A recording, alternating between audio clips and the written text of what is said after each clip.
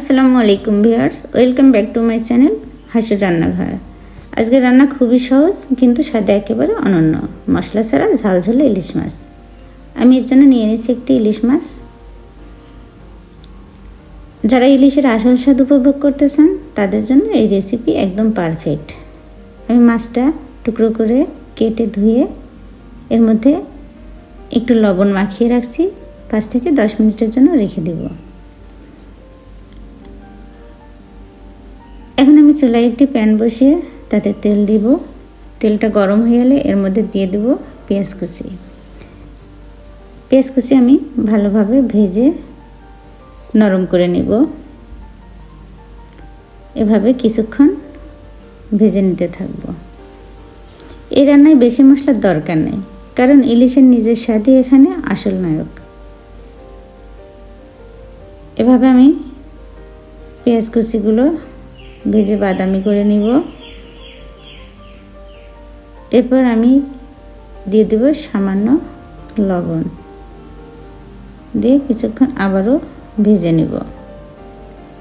পেঁয়াজ থেকে যখন তেলটা ছেড়ে দেবে তখন আমি এর মধ্যে দিয়ে দেব সামান্য পানি, যাতে পেঁয়াজ পুড়ে না যায়।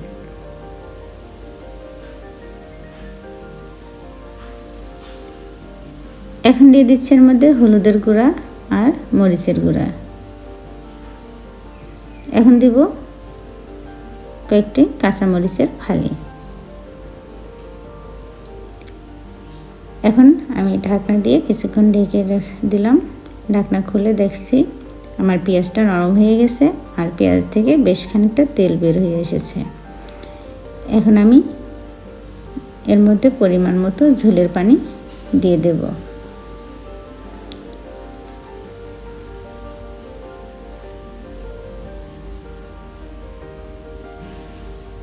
এখন আমি দিয়ে দিচ্ছি ঝোলের পানি, দিয়ে আমি কিছুক্ষণ ঢেকে রাখবো। পানি ফুটতে শুরু করলে তাতে ইলিশ মাছের টুকরোগুলো আলতো করে ছেড়ে দিতে হবে। মাছ দেওয়ার পর বেশি নাড়াচাড়া করা যাবে না, এতে মাছ ভেঙে যেতে পারে। মাঝারি আঁচে 6 থেকে 8 মিনিট রান্না করতে হবে। এ সময় ইলিশটা তেল ছেড়ে দেবে আর সেই তেলেই তৈরি হবে অসাধারণ স্বাদের ঝোল। ঝোল একটু ঘন হয়ে এলে আর মাছ সেদ্ধ হয়ে গেলে চুলা বন্ধ করে দিব। এই ছিল মশলা ছাড়া ঝাল ঝোলে ইলিশ মাছ। গরম ভাতের সাথে এই রান্না একেবারে স্বর্গীয় লাগে। কম উপকরণ, কম ঝামেলা, কিন্তু স্বাদে ভরপুর। ভিডিওটি ভালো লাগলে লাইক, কমেন্ট আর শেয়ার করতে ভুলবেন না।